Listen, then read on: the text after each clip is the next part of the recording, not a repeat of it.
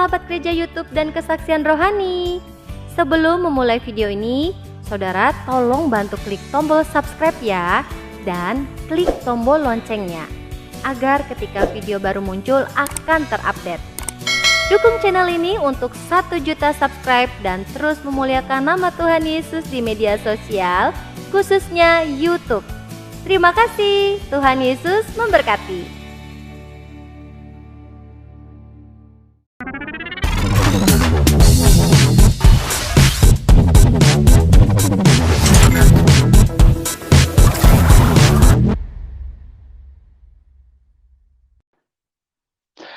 Selamat malam semua yang dikasihi Tuhan, selamat malam Indonesia. Berjumpa lagi di channel Saifuddin Ibrahim.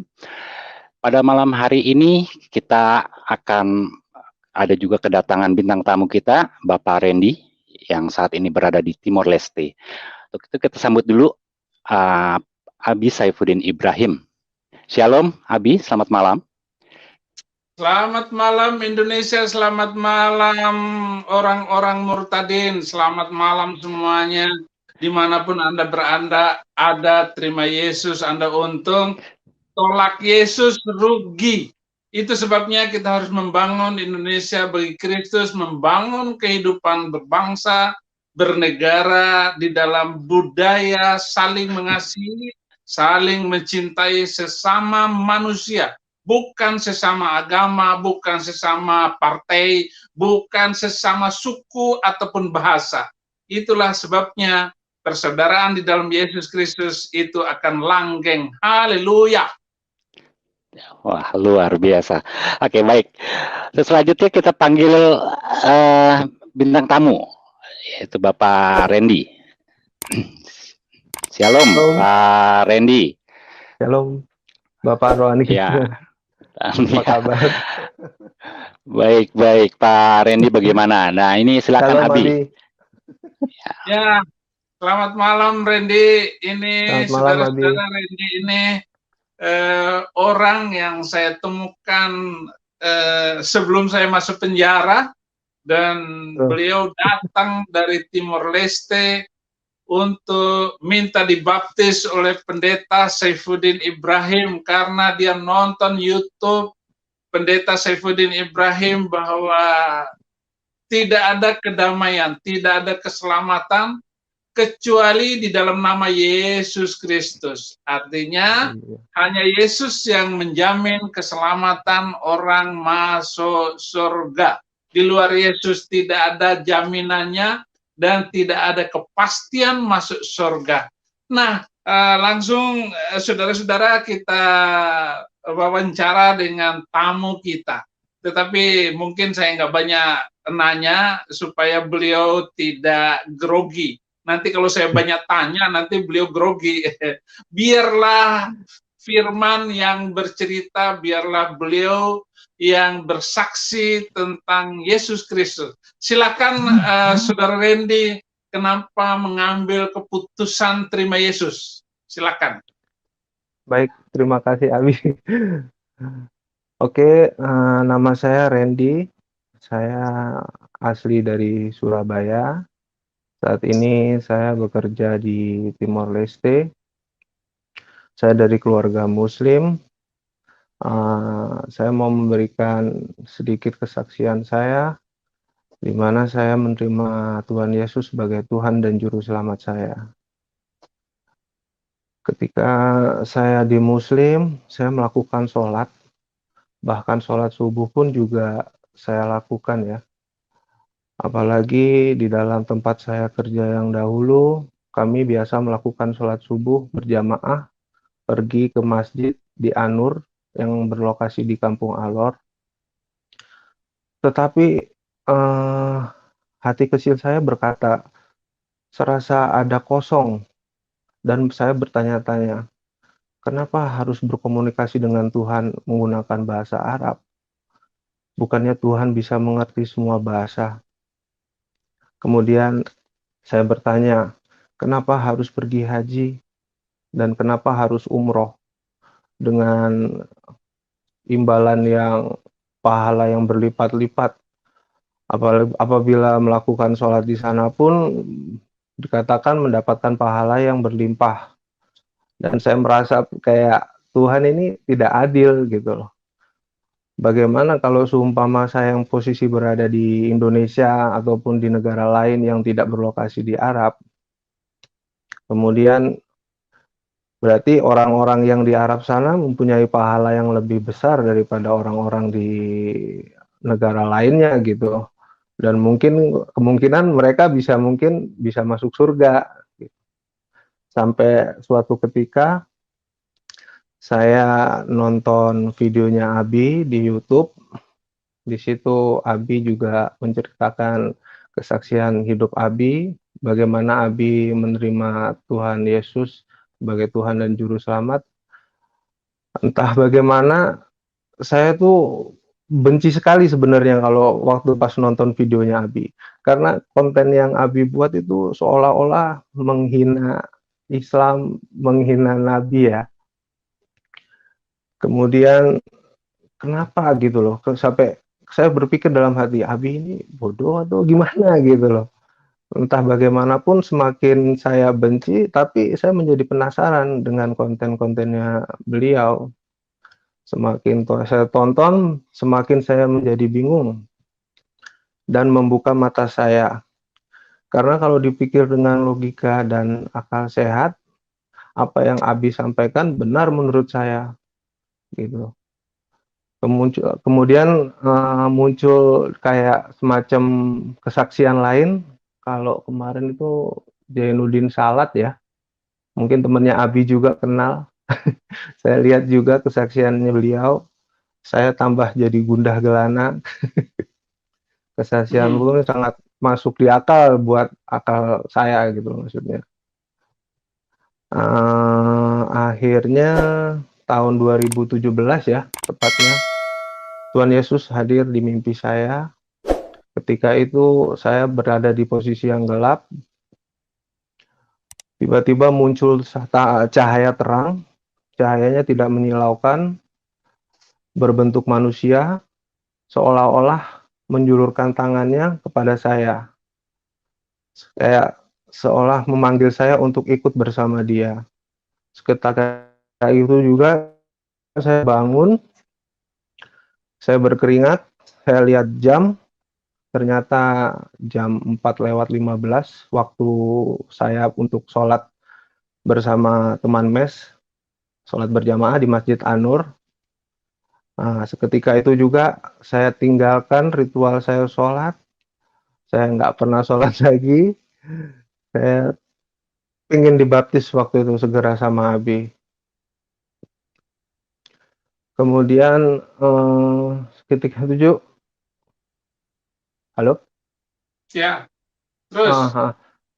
Sekitar itu juga saya percaya kalau seumpama Tuhan Yesus adalah Tuhan dan Juru Selamat buat saya. Melalui mimpi itu saya tinggalkan ritual-ritual saya yang lama dan saya pengen dibaptis sama Abi.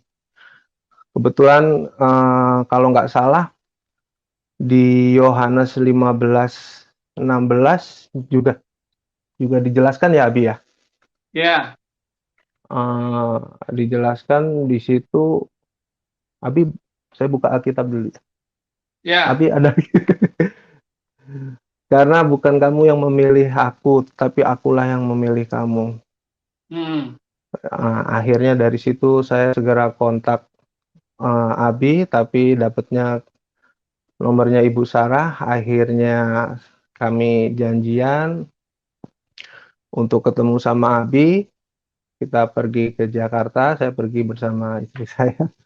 Abi jemput kemarin itu di bandara ya, Bi ya, sama Ibu Sarah Ayu. Terima kasih, Bu. Kemudian kita pergi ke Lembang untuk menghadiri acara Kopdar Abi yang di Bandung itu ya, Bi ya. Iya. Setelah itu di sana saya dibaptis sama Abi dengan Pendeta Paul Zhang ya. Ya.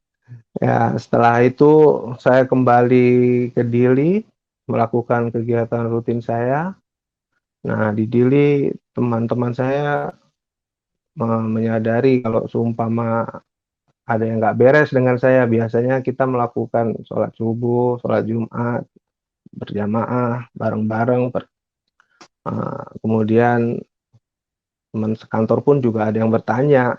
Mereka semua ada beberapa marah ibaratnya. Kenapa kok kamu sekarang jauh, nggak pernah sholat lagi, gitu. Ya, saya ucapkan gampang. Saya sudah pasti masuk surga kok, saya bilang gitu. Saya sudah punya Tuhan Yesus, saya bilang gitu, yang bisa menjadi juru selamat saya, mengantar saya ke surga, saya bilang gitu. Ah, kamu murtad, katanya gitu. Iya, saya bilang gitu. Akhirnya ya beberapa teman menjauhi saya, ya suasananya sudah nggak sama lagi lah, walaupun kita sekantor gitu. Tapi saya nggak ambil pusing, saya nggak masalah.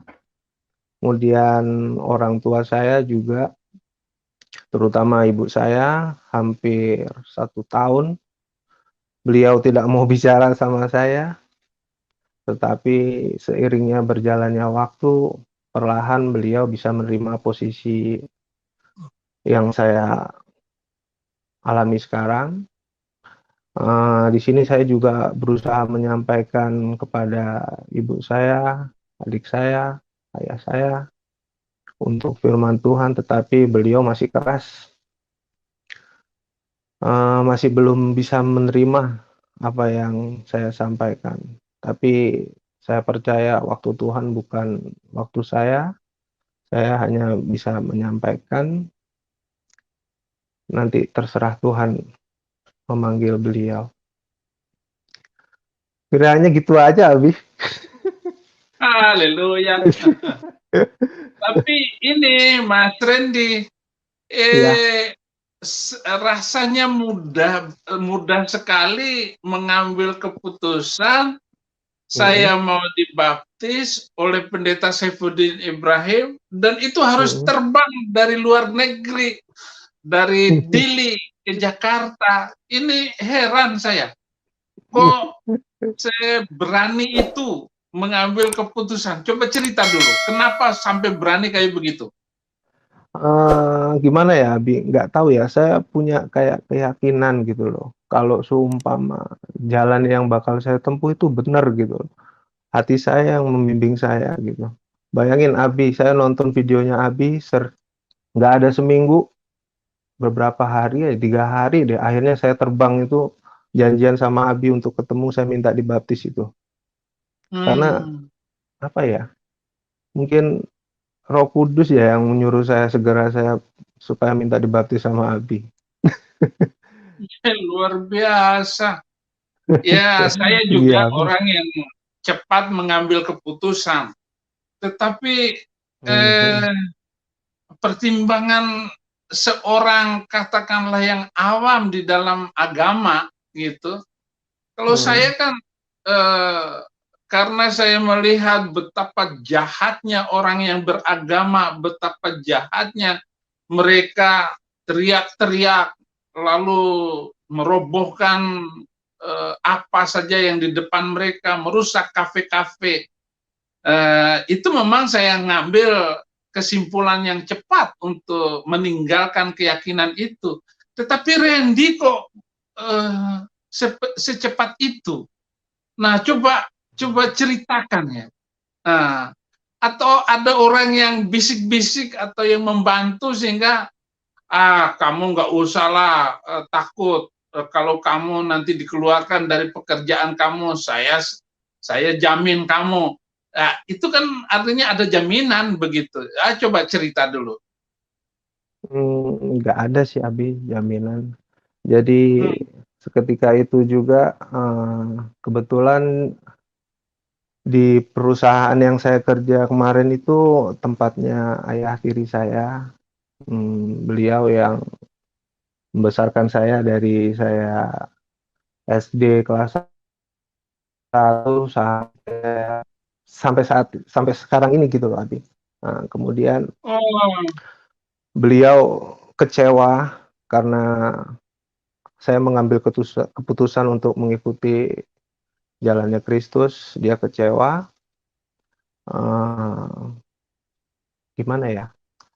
Dia sudah kecewa, poinnya ketika saya sakit pun Beliau sudah tidak memandang saya lagi seperti layaknya dulu dia memandang saya. Saya dicampakkan, hanya cuma dibelikan tiket. Saya luka dalam, infeksi empedu, penyumbatan empedu, yang membuat saya komplikasi dengan liver. Badan saya kuning, mata saya kuning. Saya hanya diberikan tiket untuk pergi ke Bali dengan duit $100, Abi. Setelah itu di situ saya disuruh membuat surat seolah-olah saya mengundurkan diri. Saya buat seolah-olah mengundurkan diri, dia akan memberikan saya uang untuk berobat 1.500. Saya di sini kecewa, apakah gara-gara hanya karena saya mengikuti Kristus dia sampai sejahat itu gitu. Sebelumnya dia nggak seperti kayak gitu gitu loh. Ya. Kemudian akhirnya saya nggak menerima apa yang diajukan. Saya pergi berobat ke Bali. Sampai di Bali masalahnya juga nggak terobati gitu, karena waktu itu kebetulan di Bali ikut BPJS, Abi. Ikut BPJS karena saya punya kebetulan BPJS. Setelah itu nggak kunjung selesai penyakit saya, akhirnya istri saya ngajak pergi ke Surabaya. Di sana saya masuk di apa namanya ya, RKZ, Rumah Sakit Katolik Indonesia di Surabaya. 1 minggu di sana. Setelah itu tiba-tiba saya mendengar dalam beberapa hari kalau seumpama saya sudah tidak dilanjutkan lagi dalam perusahaan karena saya mempunyai penyakit komplikasi yang berat gitu. Ya mau dikata saya marah juga nggak ada gunanya ya. Ya saya terima dengan lapang dada. Saya percaya rezeki atau apapun bukan dalam perusahaan saya yang kemarin ini, tapi saya yakin suatu saat saya pasti bisa. Walaupun saat sekarang ini saya mempunyai perusahaan kecil baru berdiri juga, tapi saya memaafkanlah orang tua saya tiri, maksudnya ayah tiri saya, walaupun sekarang dia pun juga mengalami masalah. Gitu sih, Abi. Oh, begitu. Pernah nggak berpikir bahwa kamu sakit itu kamu ini kutukan ini gara-gara saya terima Yesus ini saya sakit ini. Pernah nggak merasa seperti itu? Enggak sih, kalau saya nggak merasa itu. Cuman beberapa dari teman-teman yang bilang ke saya, ini kutukan nih buat kamu. Kamu murtad nih, Tuhan marah sama kamu. Lihat kamu dipecat toh dari kantor kamu sakit kayak begini, nggak ada yang lihat kamu. Harusnya kamu itu sadar diri. Banyak teman-teman yang hujat kayak gitu. Ada Oh, beberapa yang datang sih melihat, tapi kita juga nggak tahu kan isi hatinya orang. iya, Datang ke iya, rumah. iya. Kurus saya habis dulu dari berat 87 sampai ke 72 turun berat saya. Susah Weh, sakit tuh. para pendengar channel Saifuddin Ibrahim, dengarkan apa yang dikatakan Randy. Dia tidak pernah kecewa dengan Tuhan, walaupun wajar. Saya berpikir wajar Randy akan berkata ataupun ada di dalam hatinya, wah gua sakit ini, gua di PHK ini gara-gara masuk Kristen ini. Wah benar ini saya kena kutukan. Tetapi saudara-saudara, Randy tidak pernah menyimpan perasaan itu ataupun memasukkan di dalam imannya bahwa ini gara-gara saya masuk Kristen lalu saya mengalami pencobaan semacam ini. Nah, saudara-saudara, saudara Randy akan tahu bahwa di dalam firman Tuhan ini berbahagialah orang yang dilepaskan dari pencobaan karena dia akan mendapatkan kemenangan. Saya tidak pernah berpikir bahwa karena saya masuk penjara ini gara-gara ikut Yesus. Tidak begitu. Justru tahun ketiga saya jadi orang Kristen, saya sudah melihat suatu saat saya masuk penjara. 10 tahun kemudian baru terbukti bahwa saya masuk penjara. Ya, setelah saya baptis kamu itu. Nggak lama dari saya baptis kamu, 2017, Desember saya ditangkap oleh Bareskrim, oleh polisi. Jadilah saya, oh ini nih, mimpi 10 tahun yang lalu saya akan masuk penjara ini. Dan di dalam pengadilan pun saya sepertinya lidah saya ini keluh, nggak mampu melawan hakim ataupun jaksa yang menuntut saya. Padahal Saifuddin Ibrahim tidak melakukan kesalahan dan dosa apa. Hanya karena saya menginjil sopir taksi di ini, dibilang penistaan agama. Sementara ada di dalam kitab suci mereka boleh membunuh orang Yahudi dan orang Kristen. Teroris itu berkembang itu karena kitab suci juga. Itu bukan kesalahan orang, mestinya begitu. Iya. Tetapi memang Tuhan harus memasukkan saya dalam penjara. Itu saya tahu persis. Supaya nama Tuhan Yesus terkenal di Indonesia ini. Gitu. Jadi ini luar biasa, saudara-saudara. Randy ini, saudara mendengar kesaksian beliau yang luar biasa. Terus sekarang ini bagaimana? Pekerjaan apa, sudah kerja lagi atau bagaimana? Ya, kebetulan saya lagi berusaha buka company kecil. Memang baru berjalan lebih. Kemudian juga ada hamba Tuhan yang bantu saya, namanya Korido kalau saya panggilnya. Beliau juga bergereja di GBI Rock. Di sini kan ada GBI Rock, Abi. Oh ya. Dia yang kemudian bantu saya coba menawarkan jasa kalau seumpama butuh tenaga IT. Dia mau menerima saya ketika saya habis jatuh.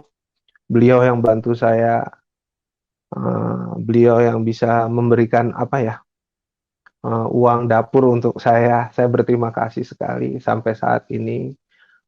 Beliau juga memberikan kayak seolah-olah kebebasan untuk saya. Jadi kalau ada kliennya atau ada pemasangan baru dari dia, saya pergi. Kalau nggak ada pekerjaan dari dia, saya boleh melakukan pekerjaan saya sendiri gitu.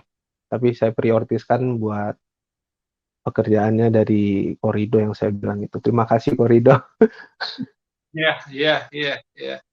Wah, ini terima kasih Pak Pendeta sudah membantu anak rohani saya di dalam menapak iman yang baru ini. Dan luar biasa Bapak sudah dijadikan kesaksian oleh Randy di dalam iman yang baru ini. Dan memang jangan takut sedikit pun, Tuhan pasti akan memberikan pertolongan kepada saudara Randy apapun keadaannya. Dan percayalah, Tuhan akan menolong.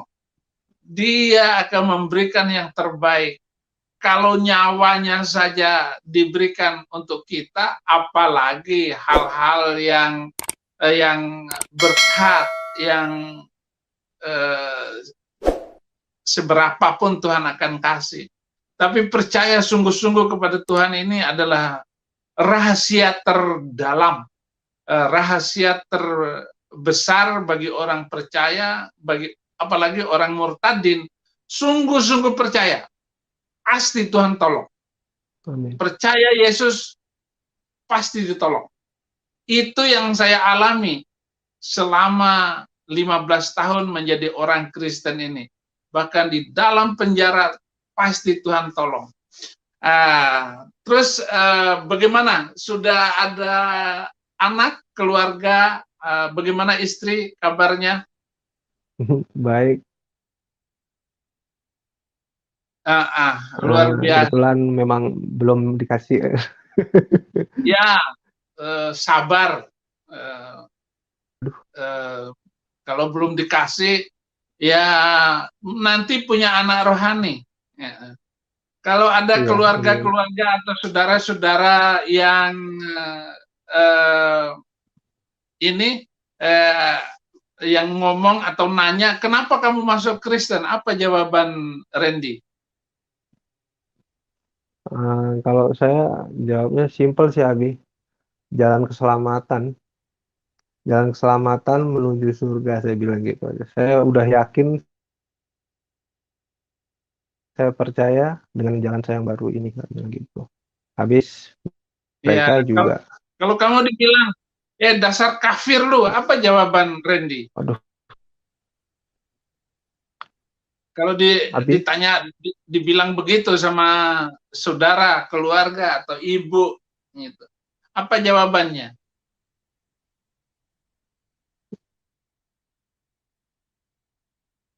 Dengar? ya saya merasa damai dengan hidup saya yang sekarang. Hmm. Saya merasa damai dengan hidup saya yang sekarang. Saya merasa nyaman, saya merasa tenang. Kemudian gimana ya, Abi ya? Itu sih, Abi. Saya nggak dikejar-kejar waktu lagi untuk 5 kali gitu. Nah, itu salah Nggak satunya, Abi. terbeban. Soalnya juga kalau sumpah 10.000 tahun di neraka, siapa yang mau, Abi? Ya, intinya kan begini. Jadi orang Kristen ini yang hebatnya, Yesus itu adalah Tuhan. Yesus itu adalah Raja di sorga. Jadi kalau dijanjikan sorga oleh orang lain, oleh keyakinan yang lain, itu saya tidak mau masuk surga. Saya tidak mau masuk surga.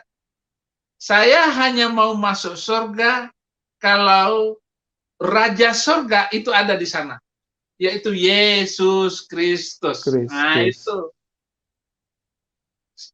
Nah, keyakinan dan kepercayaan itulah yang membuat kita harus kokoh di dalam iman kepada Kristus. Karena Yesus itu adalah Raja sorga dan pasti dia ada di sorga. Saya mau hanya masuk surga kalau di sana ada Yesus Kristus. Dan sekarang Yesus Kristus ada di sorga. Nah, ini yang membuat kita harus bersaksi kepada mereka. Itu yang membuat kita tenang. Karena kita pasti masuk surga. Aku, Yohanes 10 ayat 28, aku memberikan hidup yang kekal kepada mereka. Siapa mereka? Randy. Siapa mereka? Saifuddin Ibrahim. Aku memberikan hidup yang kekal kepada mereka, yaitu siapa saja yang menerima Yesus Kristus sebagai Tuhan dan Juru Selamat. Nah itu. Dan mereka pasti akan selamat. Iya. Mereka pasti tidak akan binasa selama-lamanya. Artinya pasti masuk surga selama-lamanya. Karena setiap orang yang terima Yesus Kristus, menerima dia sebagai Tuhan dan Juru Selamat, pasti selamat. Banyak nabi, banyak rasul, tetapi hanya satu Juru Selamat, Yesus Kristus. Hanya satu Raja Sorga, Yesus Kristus. Hanya satu orang yang bangkit dari kematian, langsung masuk surga, hanya Yesus. Sehingga kalau kita terima Yesus, percaya kepada dia, maka kita pasti masuk surga.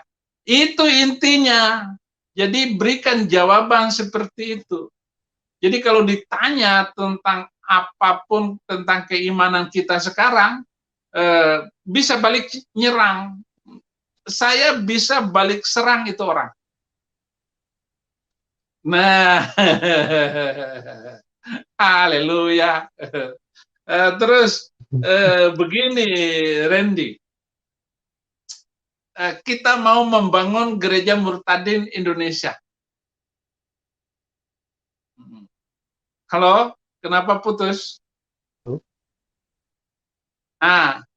Kita sedang menyiapkan gereja Murtadin Indonesia dan nanti Randy akan menjadi representatif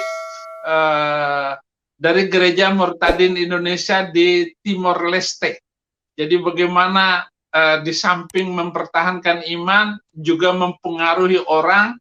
Karena kenapa kita harus mempengaruhi orang? Kenapa kita harus ngomongin Injil? Karena ini perintah Tuhan Yesus Kristus. Pergilah, jadikanlah semua bangsa muridku. Jadi perintah Tuhan Yesus itu pergi, bukan ke sini kamu, enggak. Pergi, jadikan semua bangsa muridku. Jadi tidak disebut orang Kristen kalau kita tidak mengajak orang. Nah, saya berdoa Randy ini di dalam mulai mengarahkan hidup, pikiran, hati kita, segala hal yang kita perjuangkan itu adalah di dalam Yesus Kristus. Maka saya berdoa dan saya berharap untuk Randy di Timor Leste untuk mengajak saudara yang lain terima Yesus Kristus sebagai Tuhan dan Juru Selamat. Jadi itu. Randy sekarang jadi penduduk Timor Leste atau bagaimana ceritanya?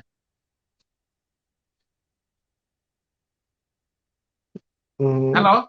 Enggak sih, Abi. Di sini saya masih pakai visa kerja. Halo? Ya.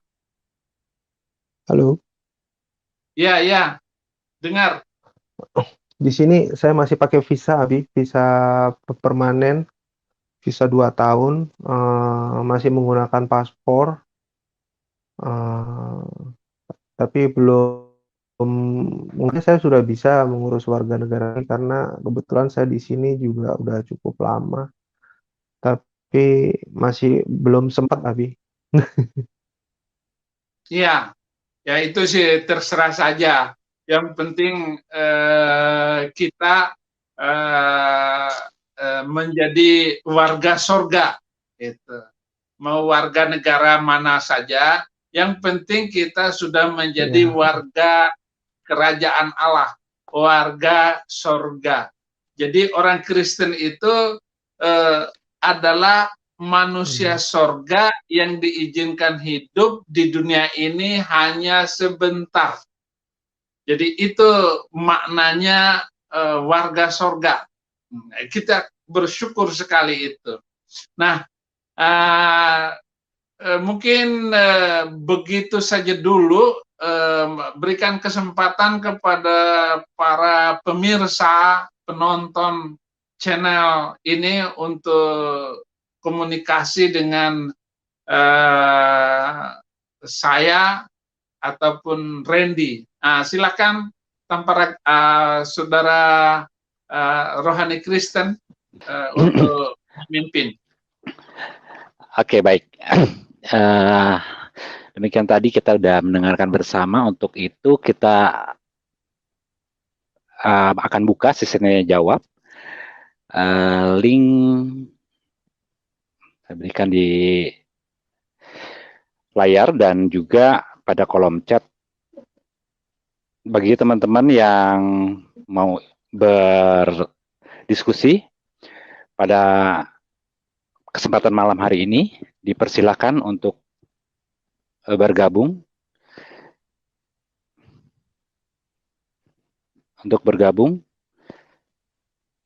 Di link yang saya berikan ya, streamyard.com/M83XIVF2I. Oke, baik, udah ada yang masuk. Selamat malam untuk Pak Suratno. Selamat malam. Ya, silakan Pak Suratno ditujukan dengan Pak Saifuddin Ibrahim atau dengan Pak Randy, dipersilakan. Ya, terima kasih. Haleluya. Bapak Ibrahim. Haleluya. Apa kabar? Kabar baik, luar biasa. Ya, luar biasa nih, nambah terus ini Murtadin ini. Iya, jadi ini lama-lama jadi negara murtadin. Siap. Jempol, acungin jempol, banyak nih jempol. Iya. Saya langsung ke siapa Mas Randy ya. Tadi sih saya belum sempat Mas Randy, saya belum sempat baru masuk aja, belum tahu kesaksiannya, cuman saya angguji jempol aja buat bisa percaya sama Yesus Kristus ya. Jadi memang jalan menuju surganya jalan itu aja, nggak ada jalan lain. Nggak ada jalan tikus, nggak ada jalan apa, hanya jalan melalui Tuhan Yesus Kristus. Semoga semakin bertambah imannya, dapat membawa orang-orang masuk jadi murtadin lagi. Jadi makin banyak, makin jaya lah. Ini katanya kiamat makin dekat kan. Iya. Hanya itu aja Pak. Itu aja Pak Saifuddin. Salam kenal. Mungkin lain kali saya gabung lagi. Terima kasih. Ya, terima kasih sekali bahwa tolong Roma 11 ayat 25. Roma 11 ayat 25.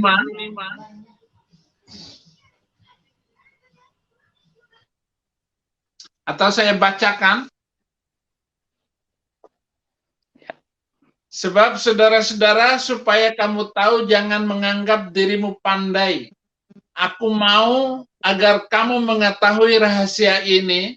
Sebagian dari Israel telah menjadi tegar sampai jumlah yang penuh dari bangsa-bangsa lain telah masuk.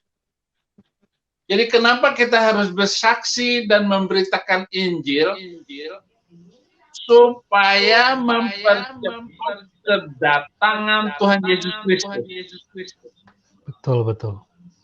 Kedatangan Tuhan Yesus Kristus itu akan cepat kalau Injil diberitakan secara masif, secara cepat, dan kita tidak memikirkan lagi apapun harta dunia ini kecuali nama Yesus yang harus kita beritakan, dan dia akan datang segera kalau kita sudah memberitakan Injil ini kepada bangsa-bangsa. Amin. Jadi ini harus kenapa Saifuddin Ibrahim itu menginjil terus, nggak memikirkan yang lain, nggak takut dengan apapun, karena Yesus Kristus belum akan datang kalau kita tidak memenuhkan bangsa-bangsa lain terima Yesus Kristus sebagai Tuhan dan Juru Selamat. Jadi itu. Amin. Ini harus dimengerti ayat ini. Wajib. Iya, jadi menginjil itu adalah sebuah kewajiban. Menginjil itu adalah style of life, jadi gaya hidup. Gaya hidup itu ya menginjil. Ya, penuhin dunia. Ya, dipenuhin dunia ini dengan sampai jiwa baru. Nah, siap. setiap hari saya ditelepon oleh orang-orang di seluruh Indonesia, bahkan seluruh dunia, hanya mau terima Yesus Kristus. Sama seperti Randy itu, dia baru belajar dan nonton YouTube, langsung terbang ke Jakarta, terima Yesus sebagai Tuhan dan Juru Selamat. Amin. Mantap. Amin. Jadi emang sih Ini Bapak Saifruddin membawa domba-domba yang hilang masuk kembali.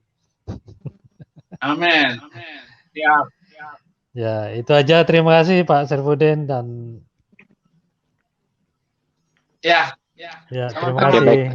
Selamat Ya, malam. terima kasih Pak Suratno. Shalom, terima kasih. Shalom. Oke, selanjutnya dengan Walet Kalsara. Ya. Selamat malam. Selamat malam, salam. Iya, shalom. Ya. Silakan, Pak. Halo. Suara saya kedengaran, Pak? Kedengaran, Pendeta? silakan. Ya. Oke, salam dari Kalimantan Utara, Pak Pendeta. Oh, iya. Ya, salam juga, salam damai untuk Kaltara. Utara, iya. Oke, saya bisa ke Pak Randy ya, Mas Randy. Iya. Mas Randy itu cuma lewat video YouTube kok terlalu yakin ya? Terlalu yakin bahwa apakah Anda ada dulu semacam uji dulu dari iman sebelumnya itu, kok terlalu yakin dengan video itu kok tiba-tiba mau dibaptis gitu? Udah Kedengaran yakin ya, Pak? Pak saya, Pak. Ya, dengar. Enggak, maksud saya gini, kadang-kadang kan orang-orang itu mengatakan bahwa Alkitab itu sudah direvisi, Yesus itu bukan Tuhan. Nah, kayak gitu, kok tiba-tiba itu bisa masuk Kristen. Padahal itu kan banyak pertanyaan-pertanyaan dari yang sebelumnya, dari agama sebelumnya itu, yang kayak gitu. Anda pernah dengar gitu? Kalau saya kebetulan suka googling sih Pak ya. Jadi bukan dari Abi atau yang lainnya, saya juga suka nonton dari Bambang Nursena kayak gitu-gitu. Oh, berarti sebelumnya sudah ada ya, semacam pencerahan ya? Ya betul. Tapi yang paling mengena kebetulan sama Abi gitu. Saya sering nonton kayak video YouTube yang Bambang Nursena, terus banyak kok. Kalau yang pikul salib tadi baru itu ya, Mas Randy ya, baru di masalah pekerjaannya. Iya, masalah pekerjaannya baru-baru itu. Tapi sekarang perlahan saya juga mulai bergerak usaha sendiri sih. Puji Tuhan juga ada rezeki selalu, walaupun pekerjaan saya yang lama. Karena kalau pengalaman dari kesaksian Murtadin yang saya pernah nonton, itu pikul salib sebenarnya itu orang Kristen sendiri. Orang Kristen sendiri yang ada di sekitar situ. Itu yang pengalaman dari Murtadin, katanya ya orang Kristen sendiri yang memfitnah. Iya. Ya banyak juga yang mengalami seperti itu, tapi Randy sudah bisa mengambil jalan keluar sendiri dari ancaman-ancaman dan ketakutan-ketakutan iman, ketakutan-ketakutan karena memilih Yesus itu. Jadi luar biasa beliau sendiri gitu. Ya biasanya kan orang terima Yesus itu susahnya, ngerinya, bahkan banyak kesulitan itu datang ketika berhadapan dengan orang Kristen itu sendiri. Betul Pak Pendeta, betul. Ya. Tapi kebanyakan kalau YouTube saya itu khutbah-khutbah atau penjelasan saya itu ya memecahkan otak orang itu, memecahkan kepalanya dulu, lalu hatinya yang ditembak dengan ucapan-ucapan saya, gitu, kalimat-kalimat yang saya gunakan. Misalnya, apakah masuk neraka gara-gara makan babi? Teganian Tuhan kok memasukkan kita ke dalam neraka gara-gara makan babi. Ayo pikir dong, pikir. Kalau di perjanjian lama ya betul Pak. Nah, iya mau perjanjian lama mau perjanjian baru atau apa kek gitu. Tetapi ini menggoda pemikiran kita, pemahaman kita. Apakah masuk neraka 29 tahun gara-gara nggak sholat di tengah hari, sembahyang di tengah hari? Padahal kan sembahyang kan cuma 5 menit. Masa dimasukin ke neraka 29 tahun? Kaget lagi tuh orang. Ya juga ya. Nah, itu yang saya sampaikan kepada siapapun di dalam memberitakan sisi satu adalah Alkitab, sisi yang satu adalah yang lain. Gitu. Nah, memperlihatkan perbandingan semacam ini itu akan membuat orang itu cepat berbalik. Gitu. Kira-kira begitu, Pak. Haleluya. Amin, Pak. Oke, mungkin cukup sekian, Pak. Oke. Saya suka dengan channel Pak Saifudin ini karena firman Tuhan selalu dikumandangkan. Iya. Terima kasih banyak. Salam untuk orang Kaltara. Oke, Pak Pendeta. Ya. Selamat malam, salam. Shalom. Terima kasih Pak Walid ya dari Kalimantan Utara. Shalom. Terima kasih. Selanjutnya dengan Arto ya. Oke, selamat malam. Selamat malam. Mic-nya dibuka, Pak Arto. Iya, selamat malam. Shalom.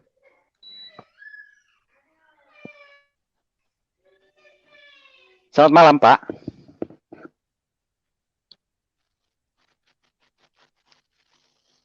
Pak Halo. Arto. Waduh. Oke, kita next dulu dengan Rinaldo ya. Mic-nya tolong dibuka. Rinaldo silakan. Selamat malam. Rinaldo. Shalom. Oke. Kita next dulu dengan Martua. Mic-nya tolong dibuka. Martua, selamat malam. Martua. Mic-nya tolong dibuka. Rinaldo.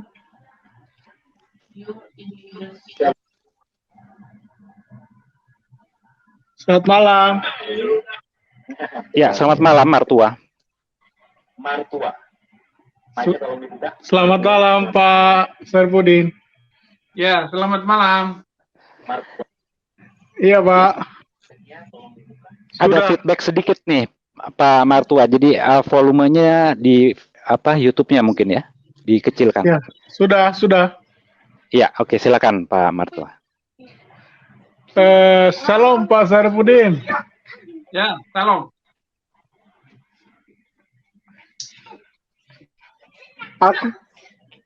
Selamat malam Pak Saifudin. Saya ngefans berat sama Bapak nih. Bapak banyak menyelamatkan jiwa-jiwa untuk menjadi pengikut Yesus.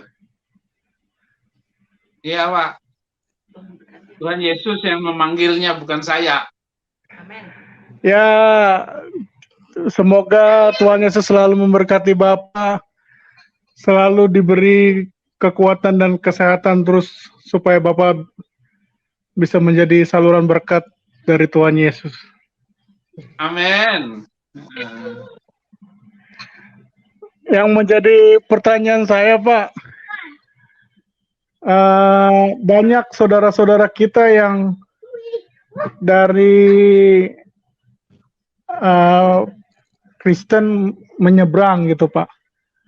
Itu menurut Bapak, kira-kira itu kesalahan lingkungan, orang tua, apa pribadinya, Pak?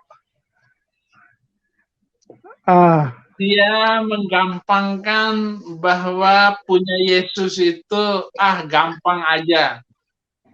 Kemudian ketika diserang oleh kadrun pakai logika kadrun, mereka percaya. Masa Tuhan 3? Langsung bingung itu orang Kristen. Masa Tuhan mati? Jadi kadrun itu hanya berani diskusi masalah Tuhan. Masalah yang lain tidak bisa mereka diskusi dialog. Pasti KO. Tentang sejarah, tentang perbandingan kitab suci, perbandingan tokoh-tokoh yang pernah hidup, perbandingan kalau saya dibandingkan dengan kiai-kiai sekarang ini, saya nggak kalah gitu. Atau disuruh debat dengan kiai pun saya nggak kalah. Nah, yang begini nggak berani mereka lakukan. Saya berani karena saya percaya firman Tuhan itu luar biasa. Alkitab itu kebenaran yang pasti, kebenaran yang hakiki. Jadi kita lebih tenang, saya lebih tenang untuk mengikuti kitab suci Alkitab daripada yang lain. Kenapa? Alkitab ini telah membangun bangsa-bangsa. Amerika menjadi bangsa maju, Eropa menjadi bangsa maju, Australia menjadi bangsa maju. Itu yang memiliki kemajuan itu adalah nenek moyang bangsa-bangsa itu percaya dengan Alkitab.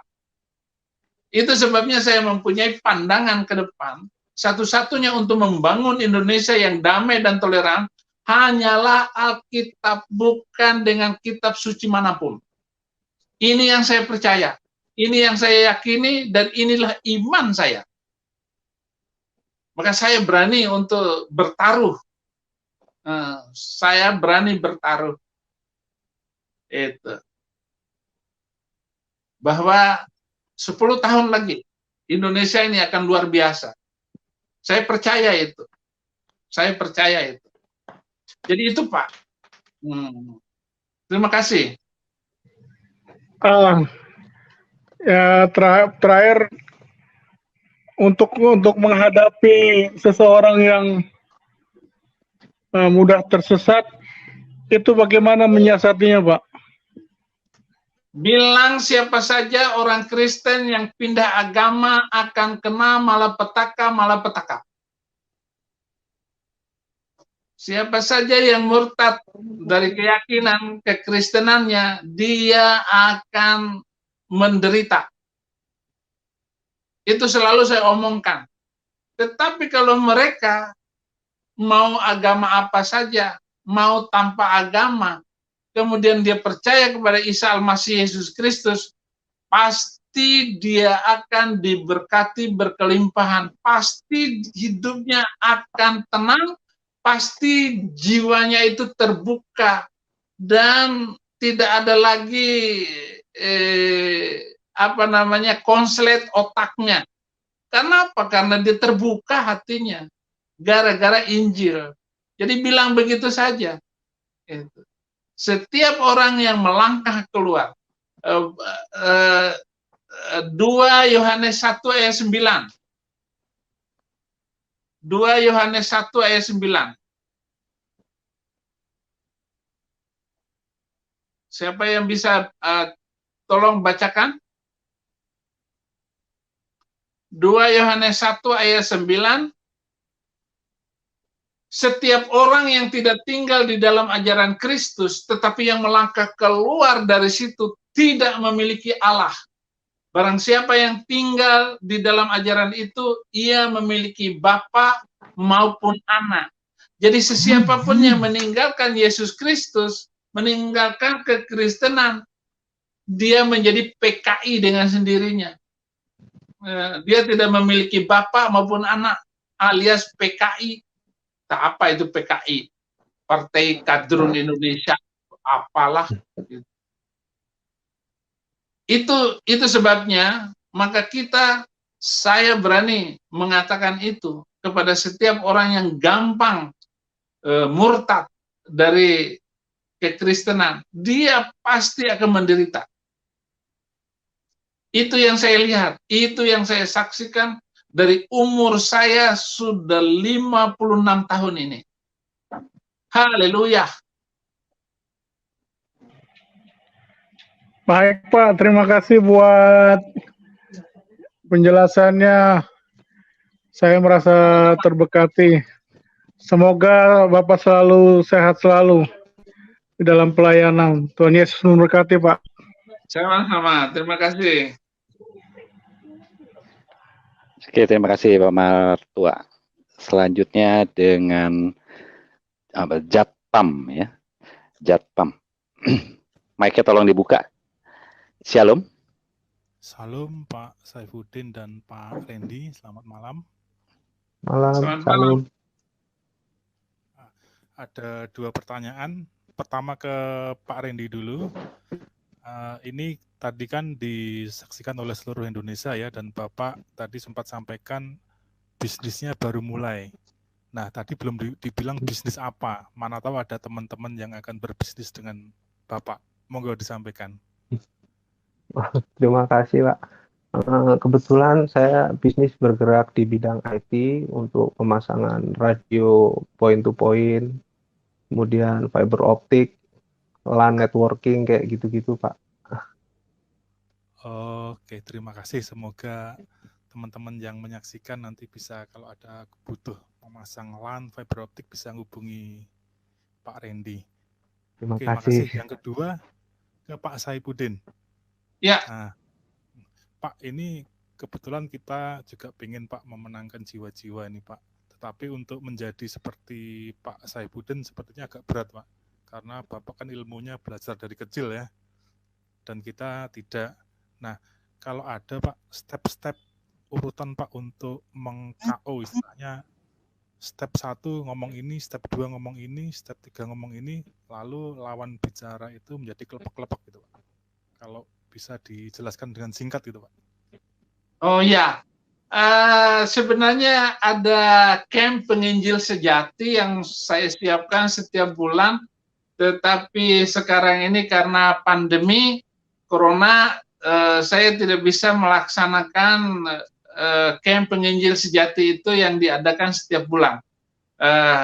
Pesertanya hanya 50 orang, karena kita perlukan para penginjil ini 3 hari 3 malam kita adakan. Itu yang paling singkat. Sementara kalau saya sampaikan di sini untuk membuat orang KO itu nanti dibilang penistaan agama lagi. Padahal saya cuma ngajarin jurus gitu. Ya, jurus selamat ya kabur gitu. Bukan kabur. Jurus selamat itu kita menghadapi mereka dengan penuh perhatian, mata, telinga, bibir kita itu mengatakan kebenaran di hadapan setiap orang. Dan pasti mereka kelepek-kelepek. Itu tiap hari juga saya akan bertemu dengan orang-orang, ya kalau ketemu saya ya sudah tidak berani duluan. Tadi juga saya menginjil orang, besok saya tetap menginjil orang. Itulah perjalanan hidup saya sampai hari ini. Nah, pertanyaan dan permintaan Bapak itu belum bisa saya sampaikan di channel ini. Haleluya. Itu bukan merahasiakan perusahaan, bukan. Hanya kalau saya kasih jurus-jurusnya, ya Bapak nanti kaget. Orang-orang ini seluruh Indonesia nanti bilang Pendeta Saifuddin Ibrahim terlalu berani ngomongnya. Enggak. Oke, begitu saja Pak. Oke, terima kasih Pak. Salam Pak. Salam, terima kasih. Baik, terima kasih Satpam. Selanjutnya dengan Arto ya. Oh, Arto ya. Selamat malam Arto. Selamat malam. Pak Arto.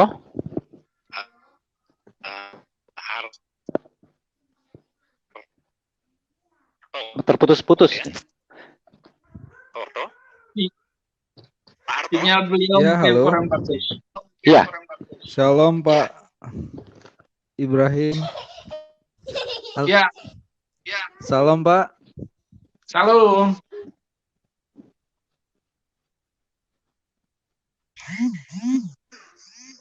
Halo. Halo.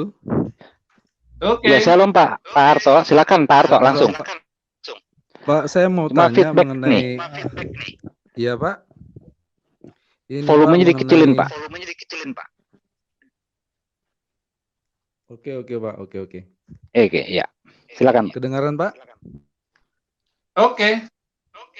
Pak, saya mau tanya Pak mengenai Nabi Musa ini kan diberikan 10 perintah Tuhan Pak. Ya. Nah, yang saya dengar-dengar sih Nabi sebelah itu melanggar 10 perintah Tuhan itu.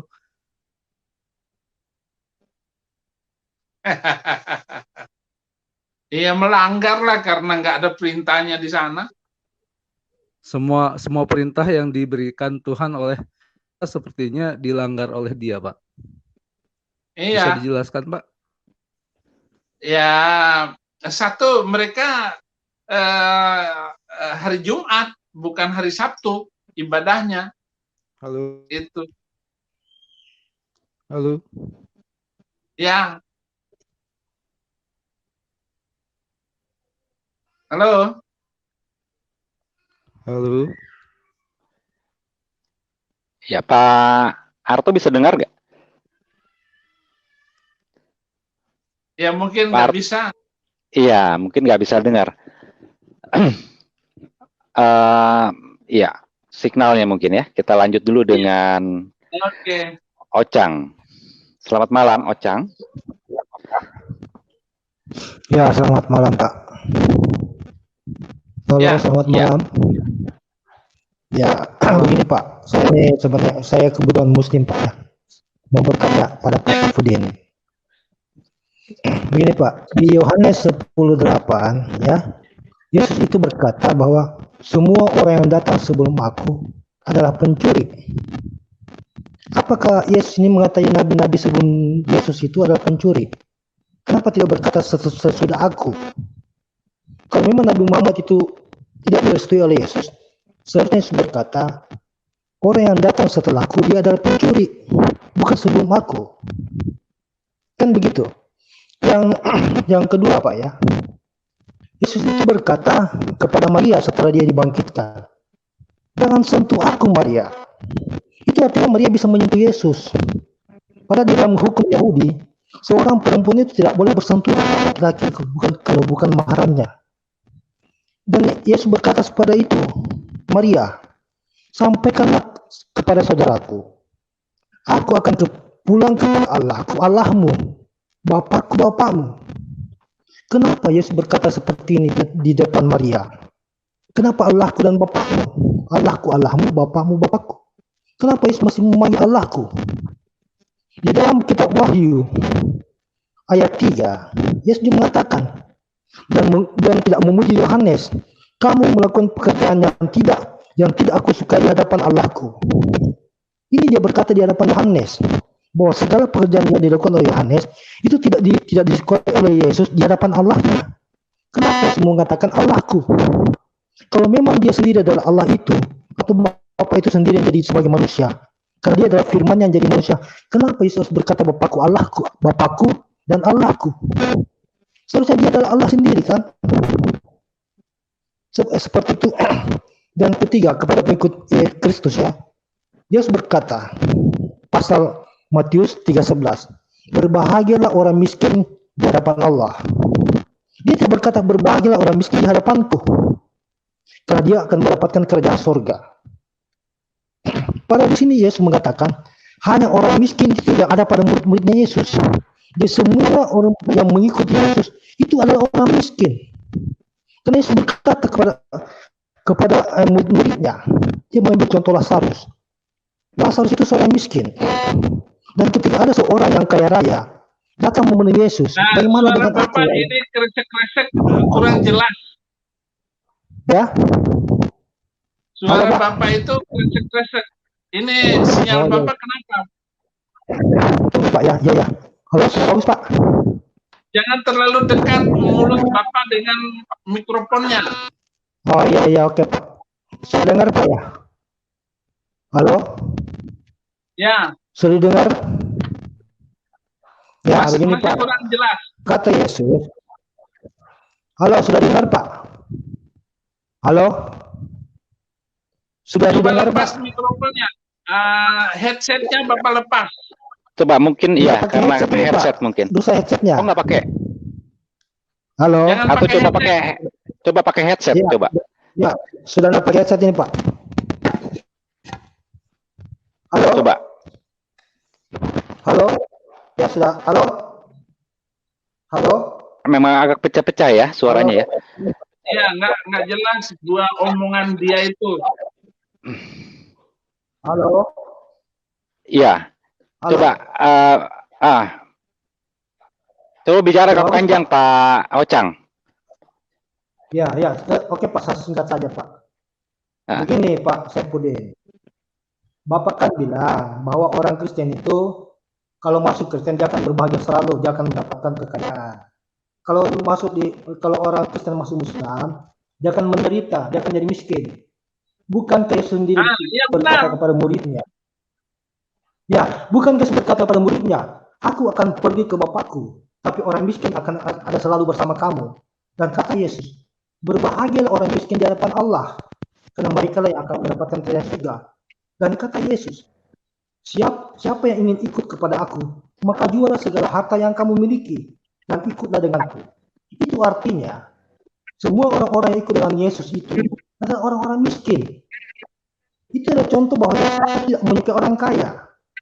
Lalu kenapa Anda mengatakan bahwa kalau orang masuk Islam, dia akan miskin dan menderita? Bukankah Yesus itu menuntut kepada murid-muridnya agar menghargai orang miskin? Maka orang miskin itu ada di antara mereka. Dan tidak ada murid Yesus yang kaya raya. Tidak satupun. Kalau memang Yesus ingin memimpin muridnya kaya raya, tentu dia akan memilih orang kaya raya yang menjadi muridnya. Tapi ini yang dia pilih muridnya. Susah dimengerti omongan Bapak ini kayak orang kumur-kumur, Pak. Halo, ya Pak, saya kasih pelan-pelan. Begini, Pak. Ngomong itu jangan kumur-kumur. Oh ya Pak, begini. Kalau memang Bapak katakan bahwa pengikut Yesus itu berbagai semua di dunia, kenapa coba itu Pak Rohani Kristen sebenarnya bagus ini untuk saya jawab, tapi suaranya nggak jelas ini orang. Iya, jadi halo, Pak Ocang. Begini, Pak. Ya Pak. Iya, ini karena suaranya jadi nggak jelas, jadi kemana putus-putus begitu, kresek-kresek ya. Bisa singkat aja nggak, langsung aja pertanyaannya apa dah gitu. Singkat saja. Singkat aja langsung pertanyaannya. Kenapa murid Yesus ada 12 orang, murid utamanya ada 12 orang? Itu adalah gambaran dari Matius 15:24 bahwa Yesus datang hanya khusus kepada 12 bangsa Israel. Makanya dia menjadi murid utama hanya 12 orang itu. Silakan Bapak tanggapi. Coba ini apa katanya Pak Rohani Kristen, coba dia nanya apa itu? Jadi kenapa? Iya Pak Ocang. Begini Pak, halo, sudah dengar? Kenapa murid Yesus itu murid utama Yesus hanya 12 orang? Seperti Yakobus, Petrus, Yohanes, Matius. Kenapa murid pertama Yesus itu hanya 12 orang? Itu adalah pencerminan dari Matius 15:24. Kata Yesus, aku datang hanya untuk kepada bangsa Israel. Itu artinya berapa jumlah bangsa Israel? Itu ada 12 suku bangsa. Dan sesuai dengan murid Yesus yang murid utama itu. Dan itulah pencerminan dari Yesus bahwa Matius 15:24 itu adalah gambaran dari 12 murid yang menjadi murid utamanya. Bagaimana pendapat Bapak? Yesus bukan 12 orang itu saja murid utamanya, tetapi di antara 12 itu ada penjahat, penipu. Namanya Yudas Iskariot. Jadi 11 murid pengkhianat 1 orang, tetapi dia punya lagi 60 murid yang lain. Tetapi intinya murid itu adalah seluruh dunia. Maka Yesus bilang, pergi jadikan semua bangsa muridku. Jadi walaupun dia tidak melihat Yesus Kristus, sampai sekarang pun, kalau Bapak itu terima Yesus, Bapak murid Kristus. Nah, Saifuddin Ibrahim juga murid Kristus. Dan akan menjadi murid utama kalau saya tunduk patuh pada Kristus, maka saya menjadi murid utama juga. Kenapa? Karena Yesus bilang, berbahagialah orang yang tidak melihat tapi percaya. Saya tidak melihat Yesus Kristus secara face to face pada zaman itu. Jadi murid Yesus bukan 12, Pak. Banyak. Karena sampai akhir zaman kita, siapa saja yang terima Yesus, dia murid Kristus, kecuali Bapak. Gitu. Kalau Bapak nggak mau, ya sudah. Gitu. Nggak maksa kok. Gitu. Kalau Bapak tanya kenapa, ya jangan tanya saya kenapa kok 12. Intinya, seluruh dunia, siapa saja ikut Yesus, ya murid Kristus. Jadi begitu, Pak. Bapak jangan nanya-nanya yang bikin susah Bapak sendiri. Kalau saya tanya balik, kenapa Yesus itu muridnya 12? Yang disebut Hawariyun. Bapak juga nggak bisa jawab. Ya, bisa loh, Pak. Bisa saja. Bisa saja, Pak, kalau Bapak bertanya kepada saya. Apa yang Bapak bertanyakan ke saya? Jawab. Kenapa? Kenapa muridnya Yesus disebut Hawariyun, ya? Karena dia itu adalah orang-orang yang dekat dengan Yesus atau Nabi Isa alaihissalam. Di dalam Injil sendiri disebutkan ada 12 murid utama Yesus sebagai murid utamanya, Pak, ya. Yudas Iskariot yang murid 12 itu yang gitu. Firmannya di mana? Jangan asal ngomong. Loh, saya kan mau jawab. Bapak bertanya Hawariyun itu apa? Di dalam Islam, Bapak kan sudah pernah pelajari. Hawariyun itu adalah orang-orang yang dekat dengan Nabi Isa alaihissalam. Dia adalah penolong-penolong dari Nabi Isa. Di dalam Injil saja dia dikatakan itu sahabat atau muridnya. Apa Anda tidak membaca sendiri Injil Bapak? Bagaimana Yesus mengatakan, aku berkorban untuk sahabatku. Di situ ada tertulis dia untuk berkorban untuk sahabatnya. Bapak tidak baca itu. Yesus berkata kepada muridnya. Baca ya sudah. Bapak ikutinnya apa yang Bapak baca. Kan Bapak nggak ikut. Yesus itu adalah Bapak hanya baca doang. Semua orang juga bisa begitu, Pak. Kalau saya tanya Bapak bisa jawab atau enggak? Kalau saya tanyakan, ini Yesus itu kan 100%. Bukan di dalam Alkitab baca baik-baik ya kan? sebelumnya, jangan hanya 100% manusia, 100% Tuhan. Kenapa setelah bayi sampai dibaptis tidak ada firman-Nya? Sedangkan dia 100% Tuhan. Segala sesuatu yang keluar dari mulutnya yang tentu itu adalah firman-Nya. Kenapa sudah punya firman ketika dia dilahirkan? Bahkan sampai sebelum dibaptis. Apa ibunya tidak bisa menulis apa yang dikatakan Yesus? Apa Bapak bisa menjawab seperti itu? Dia akan hidup. Seorang hidup, tentu yang keluar dari mulutnya adalah Injil atau kabar baik. Kenapa Yesus tidak mempunyai Injil semacam bayi? Ketika anak-anak. Bahkan Lukas yang menulis ketika usia Yesus 12 tahun. Dia tidak bisa mengatakan apa yang disampaikan Yesus di dalam bait Tuhan itu. Dia cuma bilang Yesus ada di dalam bait Tuhan bersama dengan ulama Yahudi. Tapi tidak mengatakan apa yang dikatakan oleh Yesus. Padahal Yesus ini adalah 100% Tuhan dan 100% manusia. Kalau dia 100% Tuhan, tentu sejak lahir dia sudah jadi Tuhan. Dan apa yang keluar dari mulutnya itu adalah firman. Tidak usah banyak, Pak. 1 lembar saja firmannya. Ketika dia masih anak-anak di mana? Kenapa tidak ada? Lukas yang tahu bahwa dia usia 12 tahun, Yesus ada di bait Tuhan, tidak bisa mengatakan apa yang dikatakan Yesus di dalam bait Tuhan itu. Kan ini aneh. Sedangkan di dalam Injil, Lukas aneh bagi Bapak yang hanya baca sepotong-sepotong. Bapak Ya, pakai iya, Pak. kacamata Saya mau tanya kuda, jadi Bapak tetap tersesat di jalan yang lurus. Jadi Bapak tambah bingung sendiri karena hanya membaca sepotong-sepotong dan pakai otak kadrun. Otak kadrun nggak nyambung, Pak. Itu saja. Paling susah kita dengerin karena mikrofon dia itu kurang bagus. Di kick aja itu. Oke, baik Pak Ocang. Lain waktu atau Nanti ganti mungkin HP. lain waktu karena suaranya juga nggak begitu jelas, jadi sepotong-sepotong kedengernya juga agak susah nih ngertinya. Mungkin maksudnya yang berbeda ya Pak Ocang ya. Ya. Oke, kita lanjut dengan Jennifer tadi keluar ya. Jennifer, oke. Sekarang dengan Rosi. Selamat malam. Halo, shalom, selamat malam. Shalom. Ya. Silakan. Halo juga narator yang baru, saya nggak ngikutin dari awal. Sebenarnya nggak mau juga masuk Abi, cuman penelpon yang terakhir itu agak gemesin juga ya. Emang suaranya berisik, nggak jelas banget gitu, nggak jelas sekali gitu di sini. Iya. Nah, mungkin koneksinya kurang bagus. Tapi satu hal yang saya tangkap, dia tanya kenapa Yesus itu kan datang hanya untuk orang Israel.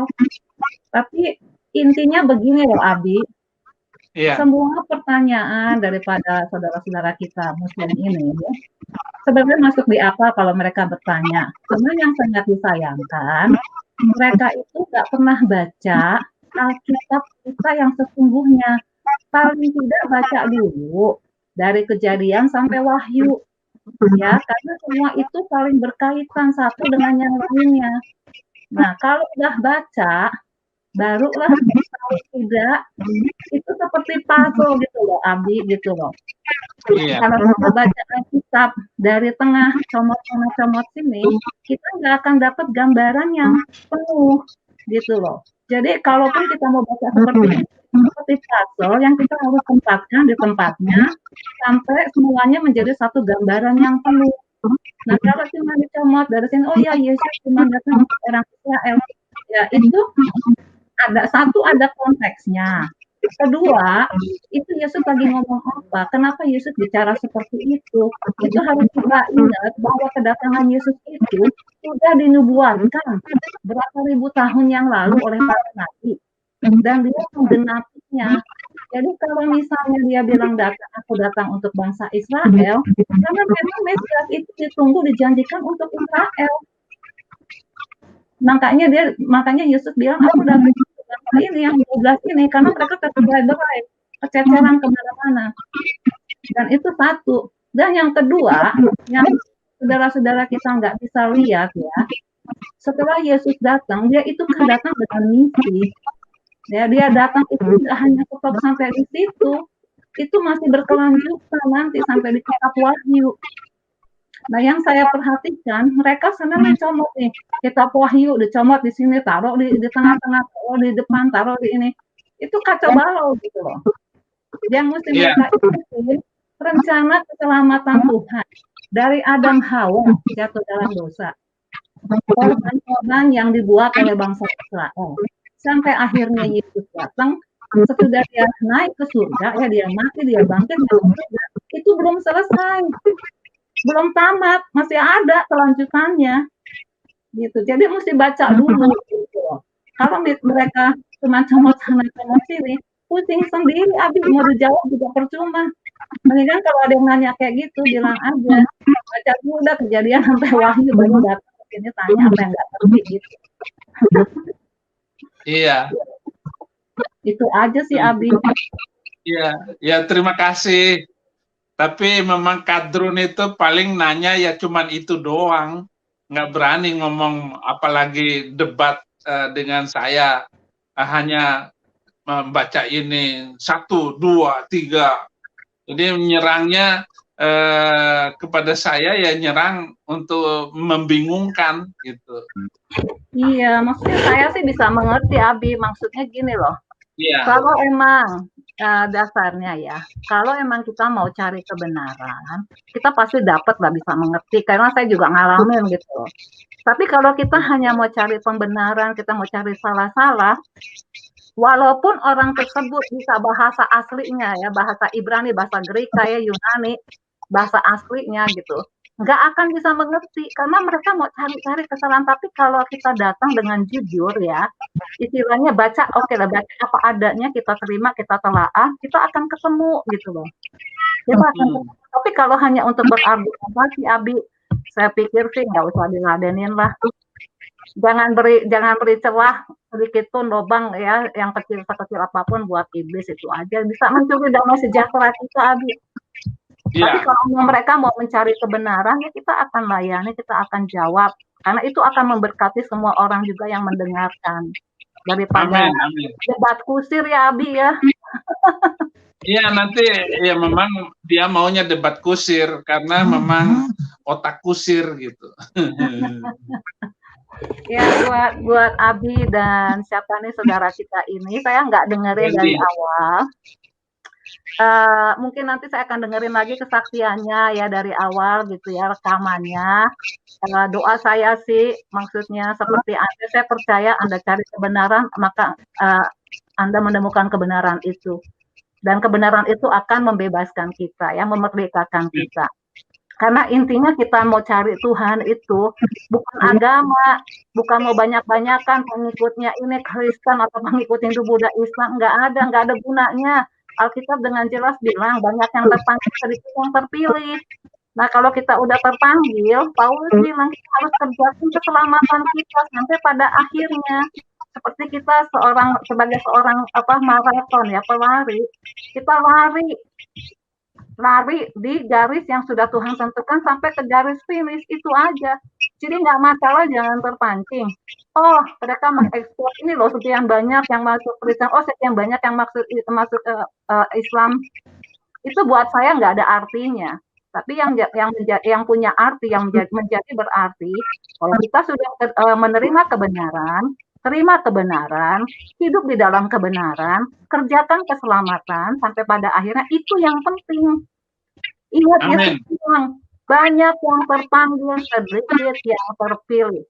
Yang berkemudian bisa jadi terbelakang, yang terbelakang, yang dipanggil belakangan bisa jadi terdahulu. Jadi kita harus hati-hati di sini, jangan terpancing dengan slogan-slogan atau istilah orang yang kelihatan kedengarannya rohani, itu bisa mencuri firman itu sendiri atau kebenaran yang sudah kita punya. Jangan menghabiskan waktu kita untuk hal yang sia-sia itu. Tapi kerjakanlah keselamatan kita sampai pada akhirnya. Itu aja, Abi. Saya berdoa juga buat Abi, tetap semangat. Saya bersyukur saya melihat pekerjaan Tuhan dalam kehidupan Abi, dengan anak cucu rohaninya. Luar biasa. Tuhan kita luar biasa. Tuhan berkati Abi dan narasumber juga Pak. Oke, terima kasih. Tuhan berkati. Ya. Oke, terima kasih Rosi. Oke, selanjutnya dengan Rahmat Chandra ya. Shalom, selamat malam. Selamat malam Pak. Gimana kabar? Agak keras Pak Rahmat suaranya. Iya. Pak Saifuddin, selamat malam Pak. Selamat malam. Apa kabar? Luar biasa. Luar biasa. Syukur puji Tuhan gitu.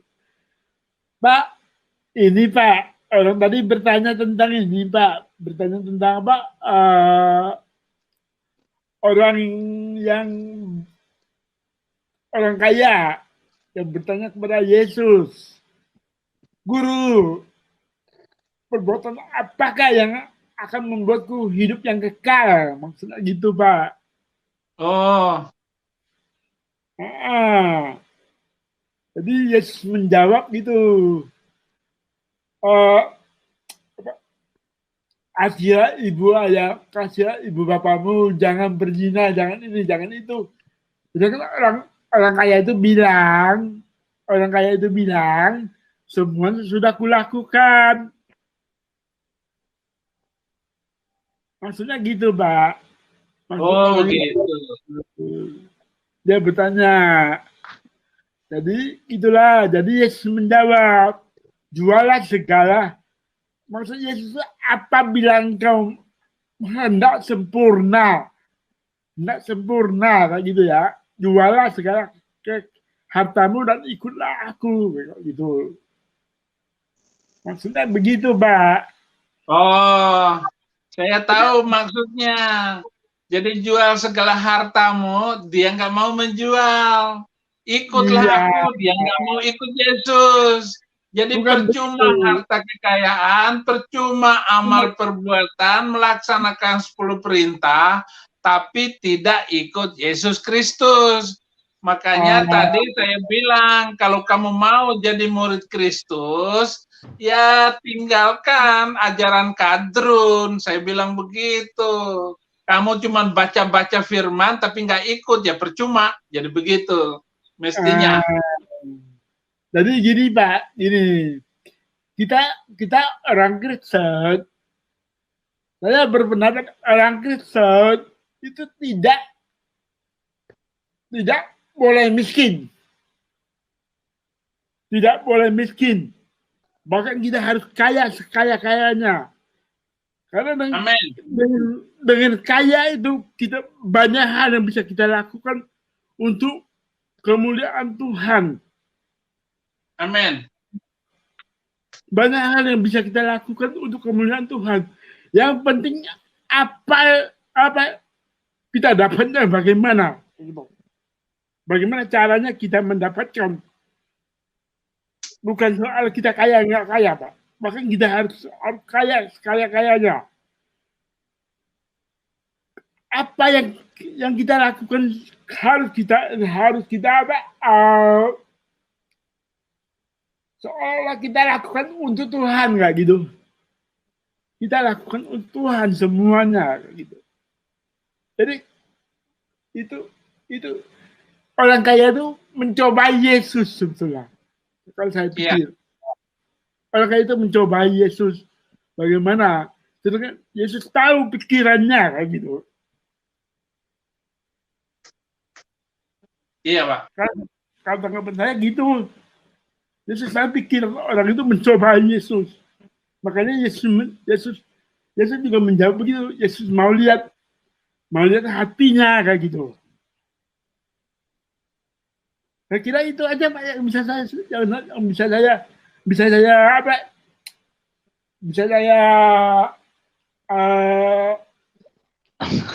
sampaikan gitu Pak.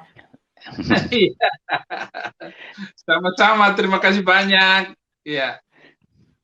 Ya, terima kasih Pak Saifuddin ya. Ya. Oke, baik, terima kasih Pak Rahmat. Shalom.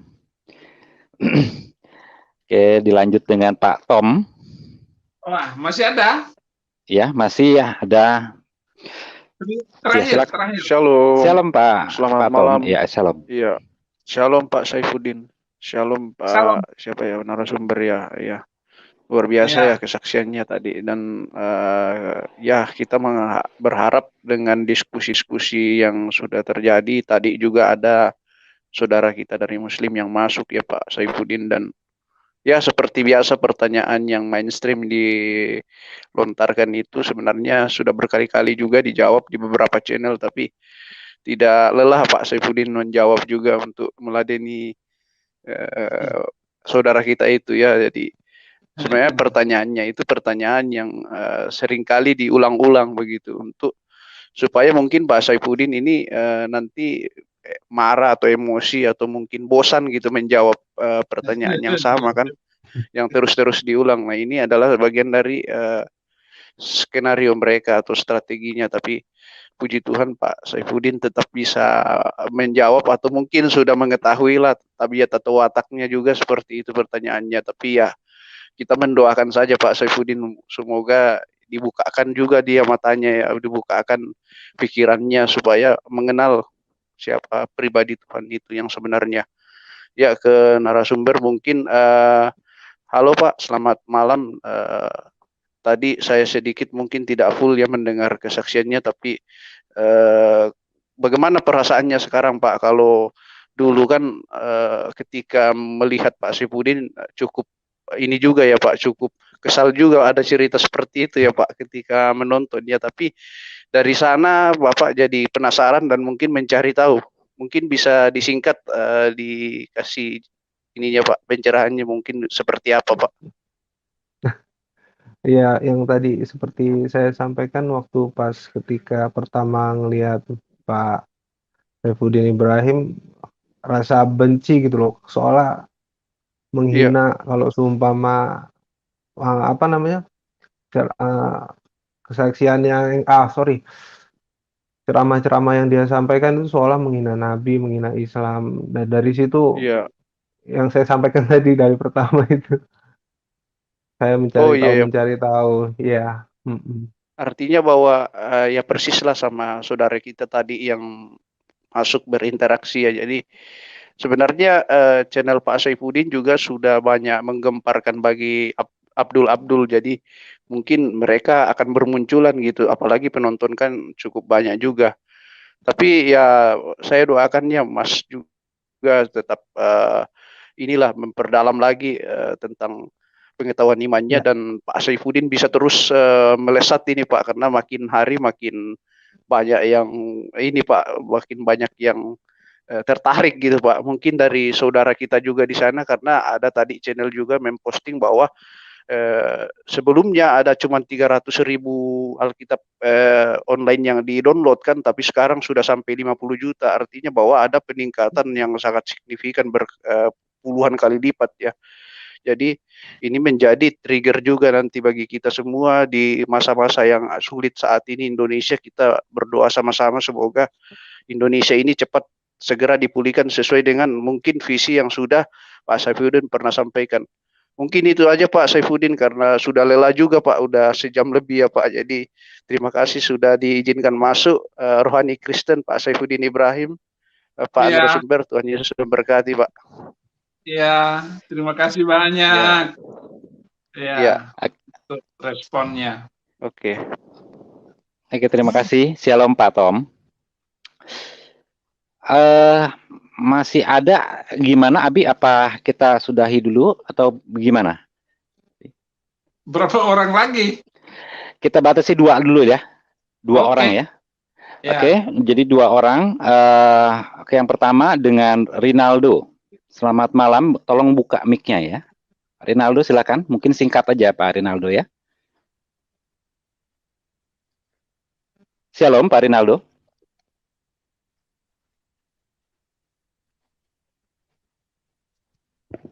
Nggak ada suaranya nih Pak. Oke, dengan Jody Pratama, mic-nya tolong dibuka. Oke. Selamat malam. Selamat malam, Pak. Ya. Perkenalkan, saya Jody Pratama, saya asal dari Skajal, Kalimantan Barat, Pak. Saya bersyukur sekali karena...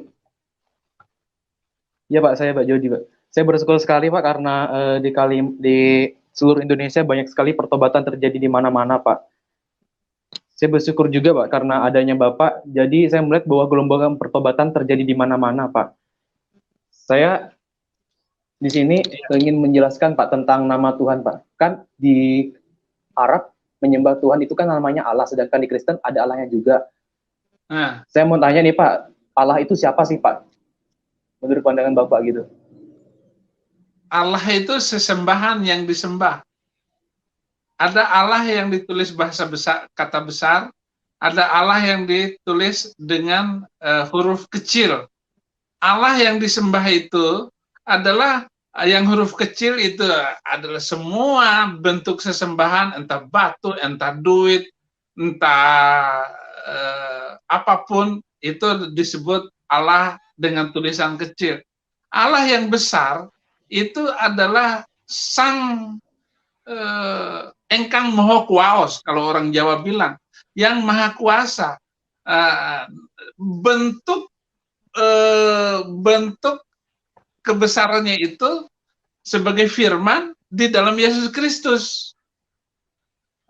Dan karena firman itu segala sesuatu terjadi atas firman. Tidak ada sesuatu terjadi tanpa firman. Artinya Yesus itulah firman Allah. Firman yang hidup, yang mengejawantah menjadi putra. Putra itu karena dekat dengan Bapa itu sendiri. Nah, Allah itu sebagai yang disembah di dalam kekristenan, ya bukan Allahnya orang Islam ataupun Allahnya bangsa lain. Itu coba kita buka di dalam Roma 3 ayat 29. Roma 3 ayat 29.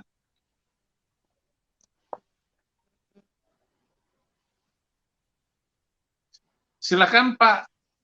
Roma 3 ayat 29. Atau adakah Allah hanya Allah orang Yahudi saja? Bukankah ia juga adalah Allah bangsa-bangsa lain? Ya benar, ia juga adalah Allah bangsa lain. Nah, Allah yang mana? Allah yang kita kenal di dalam Yesus Kristus. Roma 10. Roma 10 ayat 2 dan 3.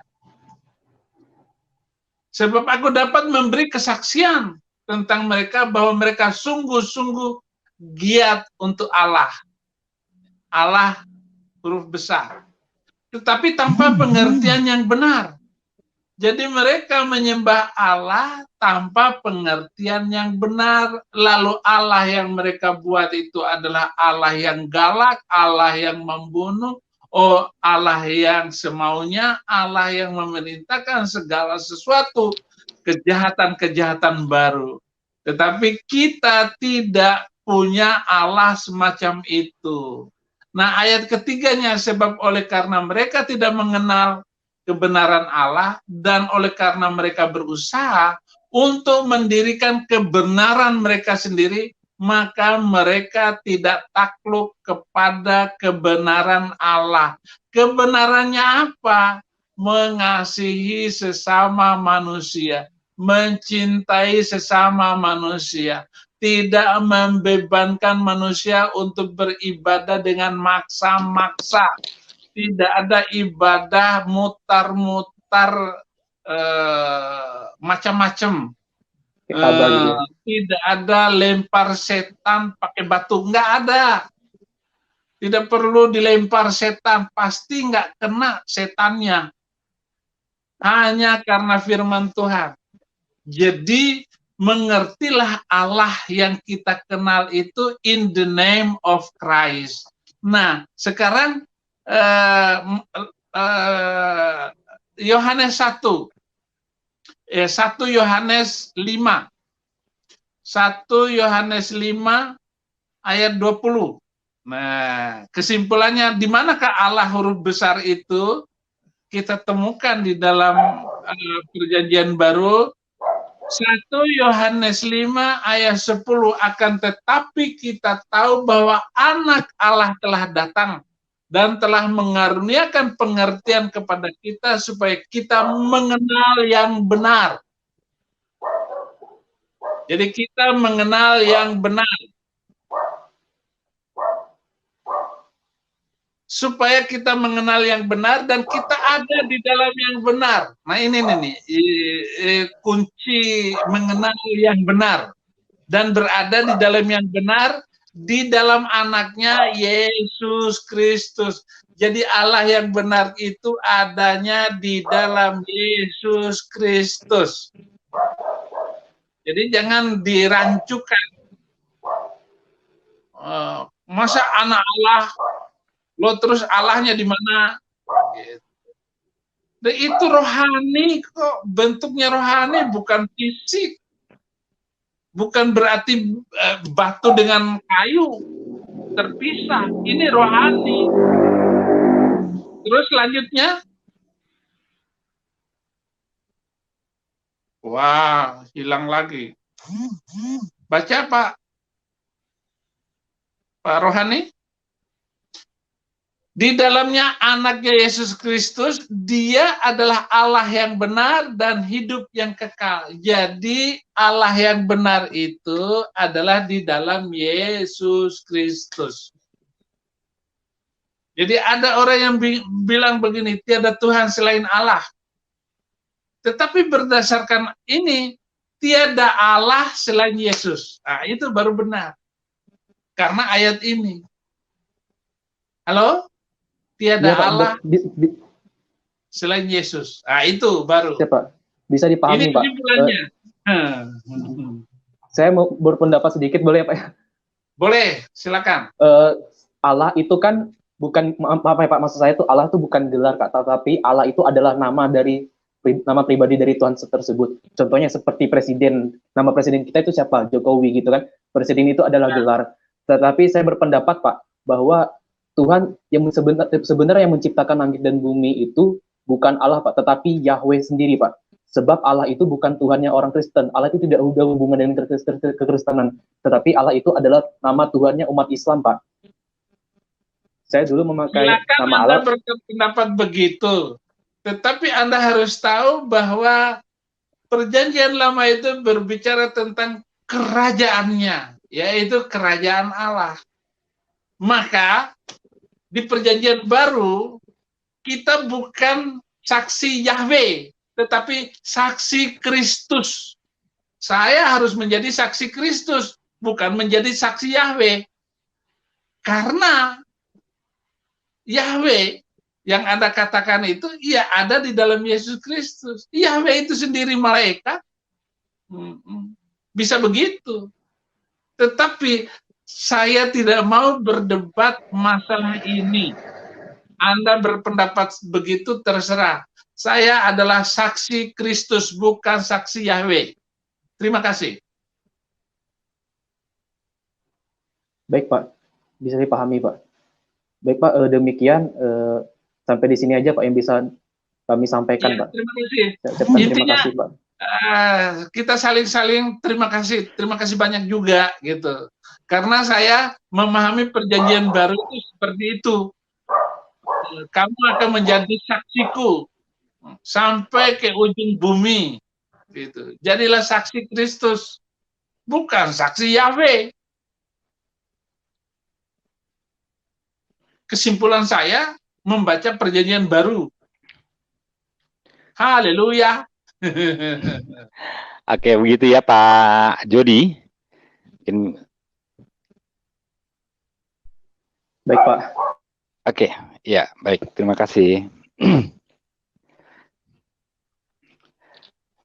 Oke, yang terakhir satu lagi dengan suara Gena ya. Mic-nya tolong dibuka. Oke. Selamat malam.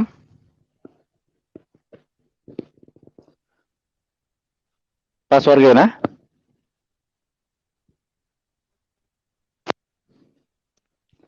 Selamat malam. Halo. Selamat malam. Malam. Ya. Malam. Iya, Ya, Pak. bisa singkat Pak Suargena. Langsung dengan pertanyaannya.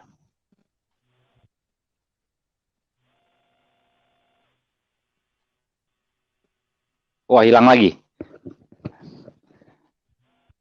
Pak? Pak Suargena bisa dengar?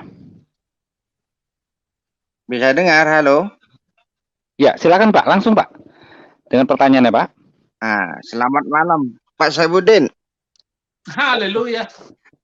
Haleluya. Seru tadi itu yang dari Pak Aceng itu juga, Pak. Oh, ya. Seru. Sebetulnya ya pertanyaannya dia itu ya lucu ya, mudah-mudahan aja dia itu lebih rajin lagi baca Injil ya toh, sehingga pengertian akan firman Tuhan, akan Tuhan Yesus itu sendiri akan disingkapkan. Sebetulnya gampang pertanyaan dia, jawabnya cuma gampang. Di manakah Nabi Muhammad selama usia dari bayi sampai dia diangkat menjadi Rasul? Kan itu juga tidak ditata di dalam Quran, itu aja. Pertanyaannya hal yang sama. Di Quran juga nggak ada. Nabi Muhammad mulai dari bayi sampai usia 7 tahun pun nggak ada. Kalau dia sudah memang ceritanya diangkat menjadi nabi sama Tuhan itu, kan nggak ada itu. Nah, tapi kalau Yesus, iya kalau Yesus sudah pasti ada loh, dari buayan sudah dia bisa berkata-kata kok. Di Quran juga sudah iya, atau di Quran pun sudah dijelaskan di situ. Nah, usia dari 12 tahun sampai dia sampai 36, itu aja masih diragukan, apalagi dari bayi tambah ragu dia nantinya. Dari usianya sudah matang, sudah dewasa, masih dia pertanyakan, kan seperti itu jawabnya. Iya, toh, Pak? Seharusnya dia kan menalarnya seperti itu loh. Saya mau tanya dari usia kecil, dari 7 tahun sampai sebelum 12 tahun, kok nggak ada di Injil. Loh, kalau di Injil dari 12 tahun sampai 30 ada, dia masih mempertanyakan, masih menyaksikan ketuhanan Yesus. Nah, ini kan aneh. Ya, mudah-mudahan aja Tuhan mendengar dan melihat dia sebetulnya ingin menjadi bagian dari murid Yesus. Itu aja. Ya, pertanyaan yang diajukan itu sama dengan pertanyaan saya ketika saya mengalahkan pendeta. Dan pendeta itu masuk Islam dulu. Iya. Pertanyaan cuma ada tahu isi otaknya, sudah tahu semuanya. Iya, pertanyaan cuma dua. Di manakah Yesus mengatakan di Injil itu sembahlah aku? Kan nggak ada. Ya, dibalik lagi. Itu aja pertanyaannya, berputar-putar di situ aja. Tapi dia nggak mau membaca keseluruhan isi kitab suci. Ya, itu aja. Ini untuk narasumber ya. Ya, banyak membaca firman Tuhan. Ya, banyak belajar. Ya, iblis tidak akan tinggal diam, itu aja. Iblis tidak akan tinggal diam supaya kita akan kembali ke masa yang lalu. Ya, itu aja dari saya, Pak Saifuddin. Selamat berjuang, Pak Saifuddin. Ya, selamat berjuang. Tuhan memberkati. Ya, sama-sama. Oke, terima kasih Pak Suargana. Oke, kita sudahi dulu. Jadi mohon maaf bagi teman-teman yang belum mendapat kesempatan pada malam hari ini untuk berdiskusi langsung dan menyapa langsung Abi Saifuddin Ibrahim maupun dengan narasumber. Mungkin lain waktu bisa bergabung kembali karena waktu juga sudah hampir 2 jam. Baik Abi, mungkin bisa disampaikan untuk pesan penutup untuk diskusi malam hari ini. Dipersilakan Abi. Ya, saudara-saudara pemirsa dan dimanapun Anda berada, tetaplah teguh di dalam iman, tetaplah percaya Yesus punya rencana. Jangan kecewa kepada Tuhan.